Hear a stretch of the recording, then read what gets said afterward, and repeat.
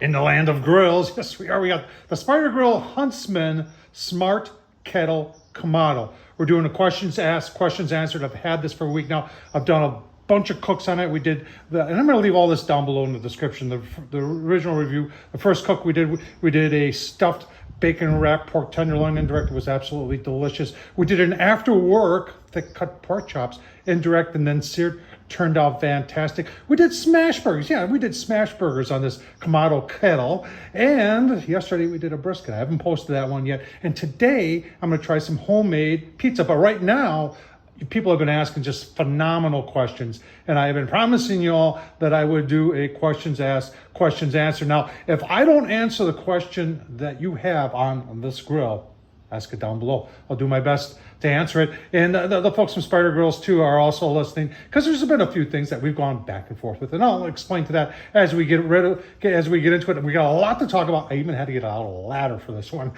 Let's get started. All right, one of my first questions is what's it cost? Right now they're taking pre-orders at $750. It's going to ship sometime this summer, July, August, I think.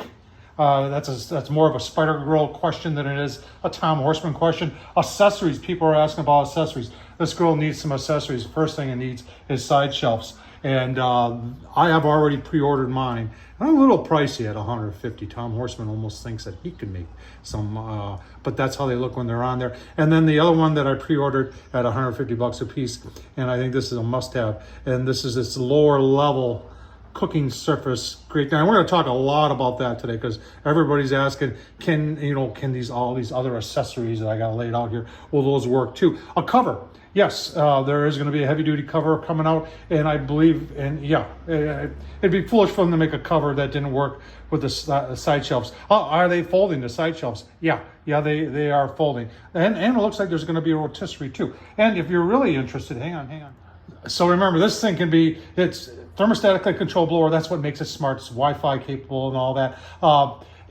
Plug it in. I plug mine in. I don't have the Venom battery. However, if you want to order one of these pre-orders, and they're saying they're never going to offer it at $750 again, but and you use the code Horsman all in uppercase when you're checking out, guess what? They're going to give you a free battery, which is a $55 value. Yeah, I don't even have one. All right, so question, do you have to use the Venom? No, you can go to a manual mode, and on the ash pan, there's a handle right here. I'm not doing a good job of this, but you can open up, see that? You can open it up to let air in, air out, and then just control it through your top vent like that. So no, you don't. People are asking, what if I have the Venom? Do I have to order this? Does it come with the Venom? It comes with the Venom for $750. If you have one already that you want to put on this, they'll give you $100 off.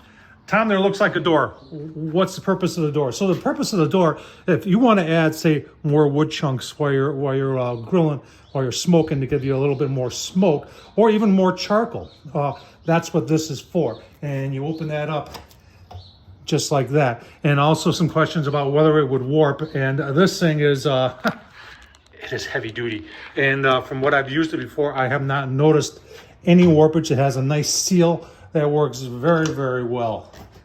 Just like that. All right, the daisy wheel vent. In the first couple of videos, you may have noticed there was excessive smoke. Even when I shut this down, I made mention of that. And I sent it off the Spider Grills, and the next day I decided to take a closer look at it. And this thing just comes off like this. And I noticed that it was it was rocking on there. And I was going to take the Dremel tool, and I was going to take and grind this down 1/8 of an inch. But first I took this off, and when I took it off, I found that there was a washer in between this piece and the outer piece. And once I took that off and eliminated that, the issue went away. Sent that off to Spider Grills. This is the washer, and they said, yep, they're going to take them off all the other ones. They don't honestly know why that was even there. All right, so in the first video, you noticed I showed how nice and tight it's sealed up. Now, when the fan is running, it is pressurizing the inside of this vessel. And I'm just going to call it a vessel because it really truly is. So smoke comes out of here, but whatever this can handle, it looks for the path of least resistance. So you'll notice, and I think when I did the brisket, and you'll see the brisket video, that I'm talking about it, and it's giving a couple puffs of air to maintain 225. And every time it does, smoke is pouring out of here, but also you get a little puff of smoke out of the path of least resistance, which is the gaskets. I still consider it a tight fit. It's a tight fit when the fan's not running, smoke just comes out of there. So in my opinion, it's a tight fit. Another question is the handle on here. If you need to adjust, say you're changing temps during your cook and you gotta go from say here to here, this gets hot. And I've already said that to Spider Grills that they may wanna look at doing something here. Now I've got one of these high heat from, what's it from, Lava Lock or something like that I got on Amazon. And I don't have a welder, and even if I did, it would be a really bad looking weld. But to either weld this on there or drill a hole and put it on like that, I don't know how this would do with the heat though. So, you know, I might take one for the team and try it out. All right, more than a couple of you said, hey Tom, this looks kind of low to the ground. So there's an original, the original Weber kettle, and you can see it sits up higher, but it's a great level. It's 31 inches. Would I like to see it a couple inches higher? Yeah, I agree with those. I'd like to see it closer to that 34 inch. Tom, do you agree with the placement of this? I never like it when they put at the very top of the grill. In this case, there probably wasn't a better place to put it, because this is always going to read higher than what your Venom is. Because your Venom, the Pro Port is way down here. It's just below grill grade height, where this sets up in the dome. So even if you got that set at 225, this is always going to read a little bit warmer. As the cook evens out, that'll get closer to that. But would I mount any of these somewhere else just as a double check? You know, like on the side of the grill like there? Yeah, it's possible, maybe. Tom, can you take that only fire extender ring? Remember, that's for a 22-inch kettle, and this thing's 22 also. And this one's been adapted to fit the Rectech Bullseye. But would that fit on here? Well, I'm not sure. You couldn't use it in this configuration even with the lid open. The lid's going to be in the way, so it won't work there. You'd have to try and take the whole lid off, which is something I wouldn't recommend doing because that's heavy, and there are, well, let's just say there's 12 bolts you'd have to take out, and I'm not going to try that. All right, somebody asked, boy, the spring on there looks really weak.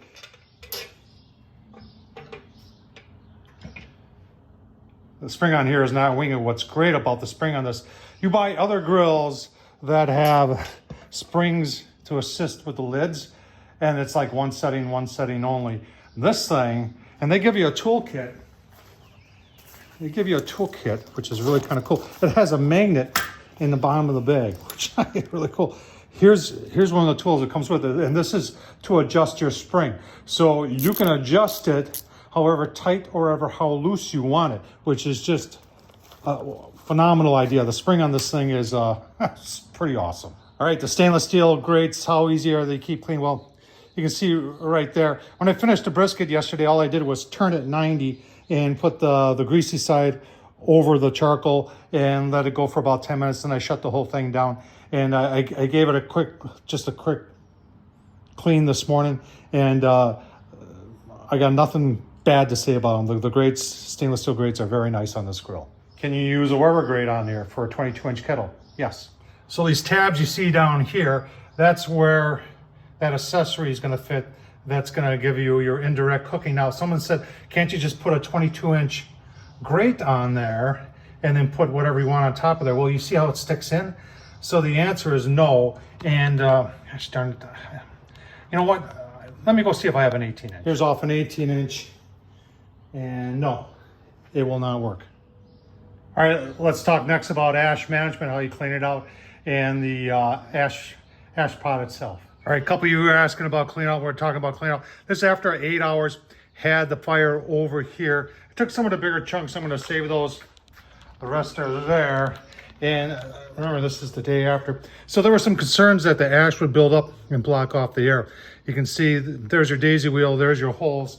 Nothing's being blocked off. Now to clean it up, just using a whisk. And I'm going to whisk that all. A little whisk broom here. Get it off the edges. And into the bucket it'll go. Into the ash bucket.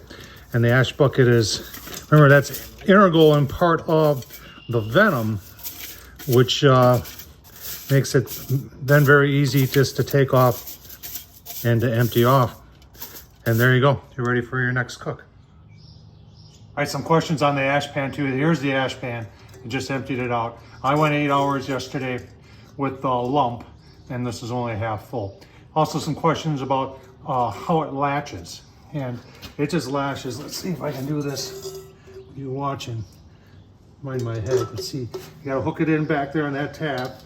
Then it just goes in like that. There's a latch in the front, and you just hook that lash up just like that, and you're on. Piece of cake. So the next question has confused me, but now that I got it in there, I understand where you folks are coming. People are confused as to whether this is a Kamado or this is just a, you know, a 22-inch replica. But I want to show you the thickness of the steel. Remember, this is like 5 millimeters, so it's over a 1/4 inch. It's like 3/8. It's just shy of 1/2 inch, which kind of means it's got the heat retention that a Kamado would have. But with the Only Fire charcoal box fireback set, would that fit in there? Oh yeah, look at that. Fits in there. And I had to take the probe out, but the probe will fit right above it. So does it fit in there? And would this make it even more efficient? Yeah, I don't know why it wouldn't. And there's a ceramic grate that fits on top of it. Then your grate would fit on top of that. Let's see. Let's go on Amazon and see what that thing's running. All right, so there it is. It's $105. That's definitely cheaper than the $150, but it will take away a little bit of cooking space. I think with the one, and we're gonna find out when we get it. But will it work? Yeah, it will. And maybe we'll even try this out. Will the Weber diffuser fit in there? There it is. Yes, it will. So will a Vortex. Will a slow and sear and a dripping griddle fit in there? It will. But remember, the sides are vertical, whereas a regular Weber kettle has this to it. These are vertical, so it leaves a lot of space in here. So will it fit? Yes. Will it work like it's supposed to? No. All right, so any one of these that have, and here's another one where there's a steel plate and then a charcoal basket. Those are all gonna fit. If it fits on the 22, it's definitely gonna fit on here. So here's an interesting one. This is stainless. I think this was a guy from Australia that was making these. He sent it to me, and it fits in the Weber 22. And the purpose is to do snake method. You just pour your charcoal in there and do snake method. So this would make doing the snake method on the Huntsman very easy, but you can do the snake method without something like this. This just makes it a little easier. Does the Flame Tech smoke and sizzle fit in there? Yeah, it does. I don't have the one for the 26-inch. I might fit in a little bit better, but that just gives you a really good idea on how big that bottom grate is by having just vertical sides. This is the one that I used for the smash burgers. It worked phenomenally well. I was able to get that up to 700 degrees. I'll leave a link down below to the smash burger ones, but this is American made. Here's another one of those steel plates that I have that fits in there very nice. This grill is solid. There's a lot of steel, and putting more steel in just gives it a lot of thermal mass. So even when you're opening up, like when I was doing smash burgers, if you watch that video, notice I had to leave this up. I had the grate almost too hot, and that's kind of unheard of. It's usually the other way around. I got to close it down to hold the heat in, but because you have so much thermal mass in that steel, and that's why I question the need to have the ceramic in there. It may be belts and suspender, I don't know, but we'll try it out. Well, here's another question. Why didn't they make it bigger? Why not 26-inch? And that's a question for Spider Grills. I'm sure there were a lot of factors there. Number one is the cost. They kind of wanted to try, and a lot of people saying $750 and getting a lot of bang for your buck here, folks. And that's what I like about this. I really think that, you know, compared to what some of the other competitors, there's a Weber that's very, very similar to this. That's double walled and claims to be a Kamado that's like $1,200.